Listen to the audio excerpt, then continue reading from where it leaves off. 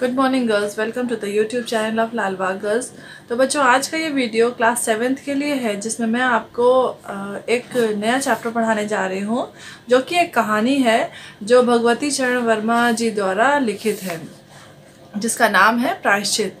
इसमें जो है हमारे समाज में फैले हुए अंधविश्वास के ऊपर प्रकाश डाला गया है। किस प्रकार से लोग आज भी जो है कई सुनी बातों पर यकीन करते हैं और जो है इस तरह से वो अपना नुकसान ही कर बैठते हैं। तो इस कहानी का प्रारंभ होता है एक बिल्ली से, जो कि कबरी बिल्ली है, और घर में जो है रामू की बहू नामक एक पात्र है, जो नया नया अभी घर में आया है और एक नई बहू जैसी है, और उसकी सास है घर में, साथ ही साथ एक काम करने वाली कामवाली भी है। तो ये कहानी जो है इन्हीं पात्रों के इर्द गिर्द घूमती है। तो इसमें आगे जो है रामू की बहू और बिल्ली का मानो जैसे 36 का आंकड़ा है।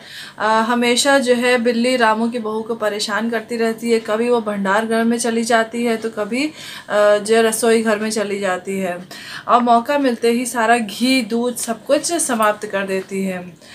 मानो रामू की बहू की जान ही आफत में आ गई, क्योंकि जब जब सब सामान ख़त्म होता है, सास जो है उसी को बातें सुनाती। तो एक दिन जो है रामू की बहू ने ये तय कर लिया कि आज वो बिल्ली को समाप्त करके ही मानेगी, या फिर वो बिल्ली को घर से निकाल के ही मानेगी। तो ऐसा करने के लिए उसने एक पिंजड़ा मंगवाया। पिंजड़े के अंदर घी दूध मलाई सब कुछ रखा, और जो है इस चीज़ का इंतज़ार करने लगी कब बिल्ली आएगी और इसमें खाने के लिए जाएगी और उसमें फंस जाएगी। लेकिन होता क्या है कि जो है बिल्ली को जैसे ही लगता है कि पिंजड़ा वहाँ पे है, वैसे ही बिल्ली जो है वहाँ से भाग जाती है और फिर से बच जाती है। इसके बाद रामू की बहू सोचती है कि चलो बिल्ली नहीं मर रही तो रहने दो, अपना कुछ और काम करते हैं। तो वो खीर बनाने लगती है। खीर बनाते समय वो बहुत सारे मेवे और बहुत सारा सामान उसमें डालती है, और बड़ा ही स्वादिष्ट खीर बनाती है। बना के वो अपने रसोई घर में छुपा के रख देती है। इतनी ऊंचे रखती है वो कि वहाँ तक बिल्ली ना पहुँच सके। तो इतना ऊंचे रखती है कि वहाँ तक बिल्ली ना पहुँच सके। लेकिन बिल्ली तो बिल्ली होती है। उसने खीर बनते ही उसकी सुगंध जो है उसकी वो नाक में चली जाती है, और जो है वो खीर को ऊपर चढ़ के खीर गिरा देती है, और सारी खीर जो है खा जाती है। और खाते ही बिल्ली वहीं पर बेहोश हो जाती है। बिल्ली को बेहोश देखकर जो नौकरानी होती है वो पहले देखती है और कहती है कि लगता है रामू की बहू ने बिल्ली को जहर दे दिया और बिल्ली मर गई। ऐसा देखते ही जो है वो पूरे घर में चिल्लाने लगती है कि बिल्ली जो है मर गई।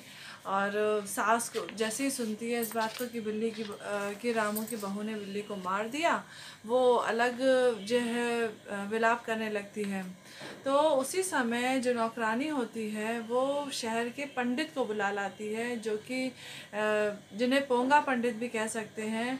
वो जो है तरह तरह के आडंबर बताते हैं कि किस तरह से बिल्ली के को मारने का बहुत बड़ा शाप होता है, बहुत बड़ा अपराध है बिल्ली को मारना, और इसके लिए हमको जो है तरह तरह की चीज़ें करनी पड़ेंगी जिससे हम इस पाप से मुक्त हो सकें। हमें सोने की बिल्ली बना के दान देनी पड़ेगी, और ढेर सारा अनाज बताते हैं कि अनाज देना पड़ेगा, कई ब्राह्मणों को भोजन कराना पड़ेगा। लेकिन वो सब कुछ स्वयं के लिए ही चाह रहे होते हैं कि सब कुछ उनको ही मिल जाए।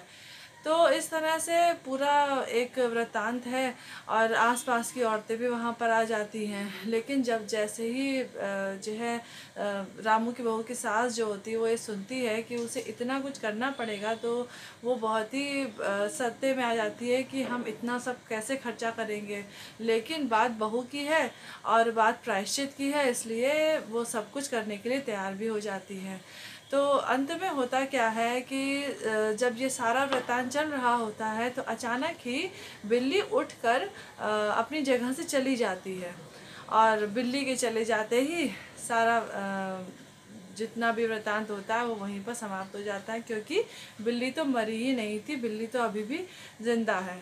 इस तरह से कहानी में एक हंसी का पुट भी है और बड़ी ही मनोरंजक कहानी है। तो बच्चों, आप लोग इस कहानी को पढ़िएगा और समझिएगा।